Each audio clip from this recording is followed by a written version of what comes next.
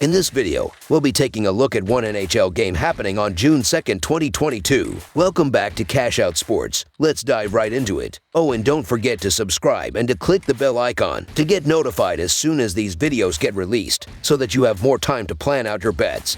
As we provide these videos on a daily basis, I can guarantee that you'll have all the important information that you'll need on this one NHL game after fully watching this video.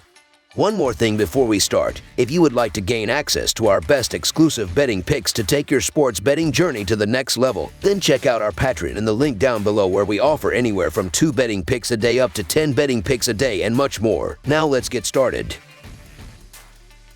Edmonton Oilers versus Colorado Avalanche. The Edmonton Oilers faced the Colorado Avalanche in Game 2 of the Western Conference Final after an 8-6 Game 1 win by the Avalanche. The Oilers made Game 1 a 1-goal game in the final minutes but hoped to bounce back and even up the series after allowing 8 goals. The Avalanche meanwhile looked to build off of an 8-goal game and win Game 2 to take a commanding 2-0 series lead, putting them only 2 wins away from the Stanley Cup final. The Colorado Avalanche will look to keep things rolling on offense as they scored 8 goals in their opening game versus Edmonton. For the year, the Avalanche have scored 312 goals, giving them an average of 3.76. This output gives them a rank of 3rd among NHL teams. On defense, Colorado is the 7th ranked unit, giving up 2.83 goals per contest. On the season, the Avalanche have played the 26th toughest schedule in the league, and when taking into account Colorado's scoring margin relative to the quality of their competition, they come in with a power ranking of 3rd in the NHL. The Colorado Avalanche are averaging 4.64 goals per game and are scoring on 35.5% of their power play opportunities. Nathan MacKinnon leads Colorado with 9 goals, Cal Makar has 12 assists,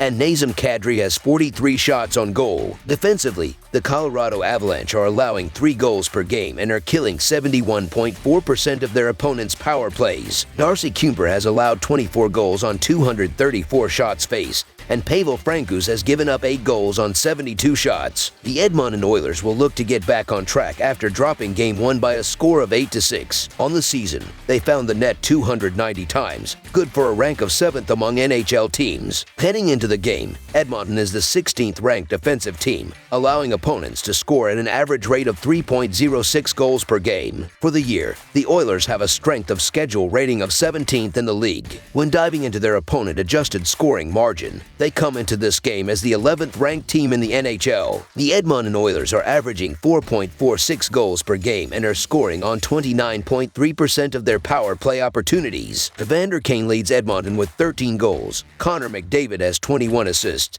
and Zach Hyman has 56 shots on goal. Defensively, the Edmonton Oilers are allowing 3.46 goals per game and are killing 83.7% of their opponent's power plays. Mike Smith has allowed 36 goals on 436 shots faced, and Mikko Koskinen has given up 6 goals on 58 shots. The Oilers are 17-5 in their last 22 Thursday games and 21-8 in their last 29 overall. The Avalanche are 56-13 in their last 69 home games and 53-19 in their last 72 overall. The over is 5-1 in Oilers' last 6 overall. The over is 4-1 in Avalanche last 5 overall. The Oilers are 0-4 in the last 4 meetings in Colorado and 1-4 in the last 5 meetings. After catching our breath from a wild Game 1 of the Western Conference Finals between the Edmonton Oilers and Colorado Avalanche, we are now set for Game 2. The opener produced a crazy 8-6 win for the Avalanche, and to be frank, it's hard to know where to begin in explaining that one. Led by their respective stars, each team lit up their opponent with ease from puck drop.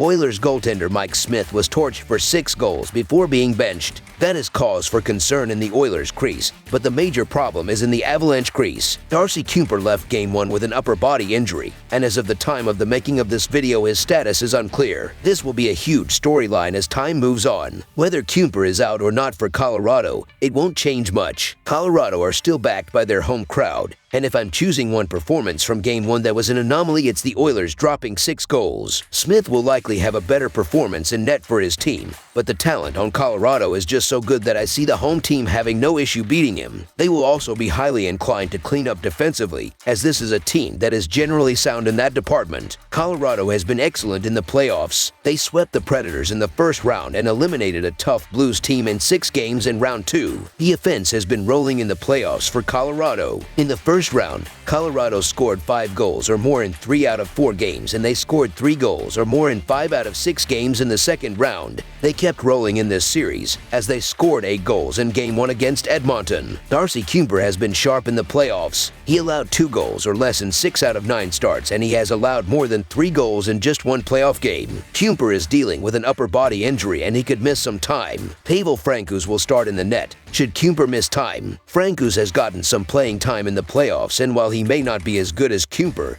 he will be good enough on a stacked Colorado team. Mike Smith has started all 13 games for Edmonton so far in these playoffs, and he has a 3.12 goals against average and .917 save percentage. Smith allowed 3 goals or more in 4 out of 5 games in the second round, and he got lit up in Game 1 against the Avalanche, allowing 6 goals on 25 shots faced. Colorado's high-powered offense will score on Smith as he has struggled in the playoffs. The Oilers are looking to bounce back after Game 1 and pull off the upset to even up the series. The problem is the Avalanche have proven they can overwhelm the Oilers throughout this series and look to control this game from the opening puck drop. So the Colorado Avalanche money line is our full game side pick. Edmonton scored 4 goals or more in each of the 5 games in the second round, and they scored 6 goals in Game 1 against Colorado. Connor McDavid leads Edmonton with 29 points in 13 games played in the playoffs. Leon Draisaitl is just behind McDavid with 28 points in 13 playoff games. Mike Smith has started all 13 games so far in these playoffs, and he has a 3.12 goals against average and .917 save percentage. Smith allowed 3 goals or more in 4 out of 5 games in the second round. He got crushed in Game 1 by the Avalanche's high-powered offense. Smith allowed 6 goals on 25 shots faced in Game 1. Colorado was excellent all season on offense, and they scored 3 goals or more in 5 out of 6 games in the second round. In the first round, Colorado scored 5 goals or more in 3 out of 4 games. They started this series on the right foot on offense, scoring 8 goals in Game 1. The offense has been rolling in the playoffs for Colorado. Cal Makar leads the Avalanche in the playoffs with 16 points in 11 games played in the playoffs. Makar had 3 points in 3 out of 4 games in the first round, and he had 3 assists in the second round. He scored a goal and had 2 assists in Game 1. Nathan MacKinnon is second on the team with 15 points in the playoffs, and he has recorded at least 1 point in all but 2 playoff games. Darcy Kuemper left Game 1 due to an upper body injury, and he could miss time. If Kuemper is forced to miss time, this will further help Edmonton's high-powered offense to score even more. In these playoffs, 62% of Oilers games have gone over,